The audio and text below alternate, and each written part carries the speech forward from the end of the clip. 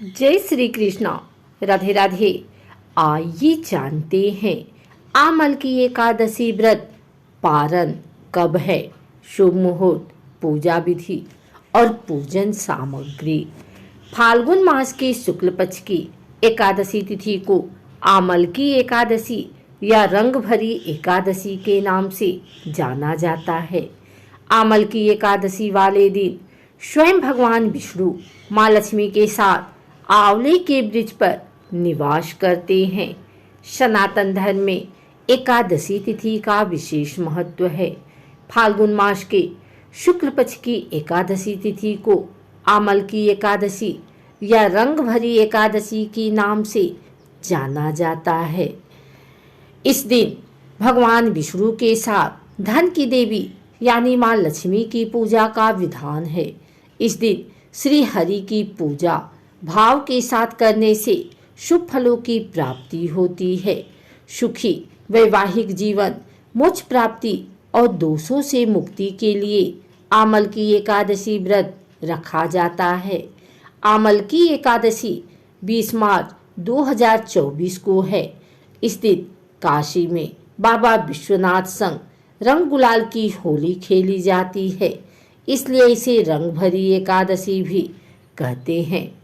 आमल की एकादशी व्रत 20 मार्च को रखा जा रहा है। पंचांग के अनुसार फाल्गुन मास के शुक्ल पक्ष की एकादशी 20 मार्च 2024 को है।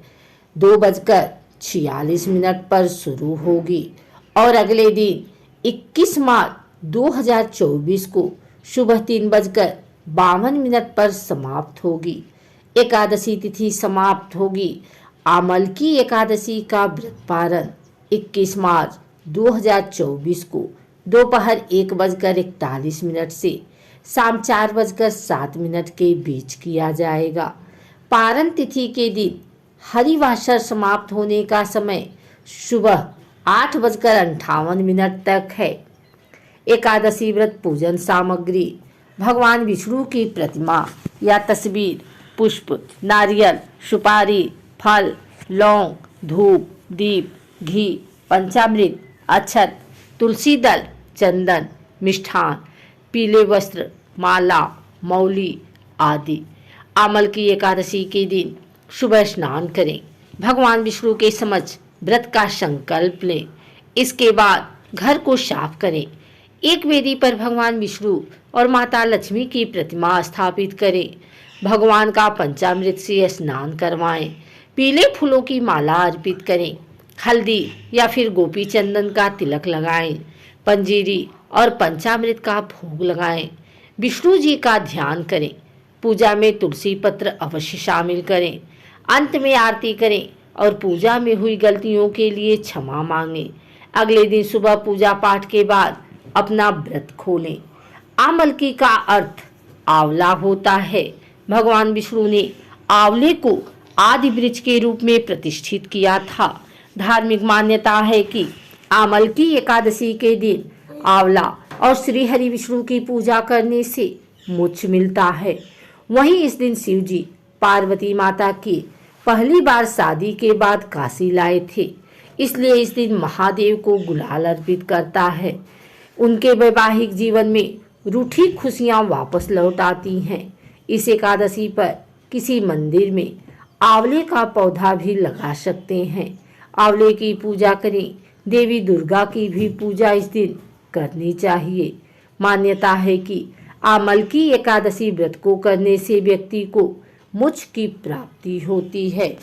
इस व्रत के पारण में कुछ विशेष चीजों का प्रयोग करने से आपको व्रत का संपूर्ण फल प्राप्त होता है और देवतागण प्रसन्न होते हैं। भगवान विष्णु को तुलसी बेहद प्रिय है और उनकी पूजा में यदि तुलसी न हो तो वह पूजा या भोग वह ग्रहण नहीं करते। इसलिए भगवान विष्णु के किसी भी व्रत में तुलसी का प्रयोग जरूर करें। और एकादशी व्रत के पारण के लिए भी आप तुलसी पत्र को अपने मुख में डालकर पारण कर सकते हैं। आंवले के पेड़ पर भगवान विष्णु का वास होता है, इसलिए आंवले का भी विशेष महत्व होता है।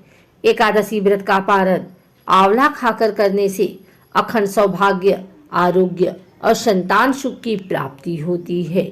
एकादशी व्रत के पारण पर चावल जरूर खाना चाहिए। एकादशी व्रत के दिन चावल खाना मना होता है, लेकिन द्वादशी के दिन चावल खाना उत्तम माना जाता है। मान्यता है कि इस दिन चावल खाने से प्राणी रेंगने वाले जीव की योनि में जन्म पाता है, लेकिन द्वादशी को चावल खाकर व्रत का पारण करने से इस योनि से मुक्ति भी मिल जाती है। सेम को कफ और पित्तनाशक माना गया है और व्रत पारण के लिहाज से भी यह उत्तम माना गया है। ऐसे में सेम धार्मिक और स्वास्थ्य के हिसाब से बेहतर पारण भोज्य माना गया है। व्रत पारण में जो भी भोजन पकाया जाता है उसमें घी का प्रयोग करना चाहिए। गाय के शुद्ध घी से ही व्रत के पारण का भोजन बनना चाहिए। घी को सबसे शुद्ध पदार्थ माना गया है और ये सेहत के लिए भी अच्छा होता है।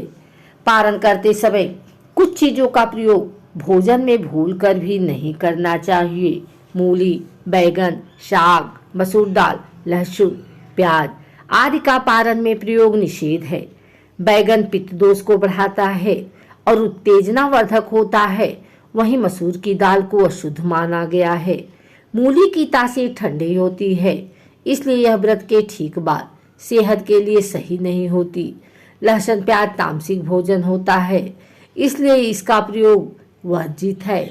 माना जाता है कि इसे खाने से उत्तेजना, क्रोध, हिंसा और अशांति की भावना आती है।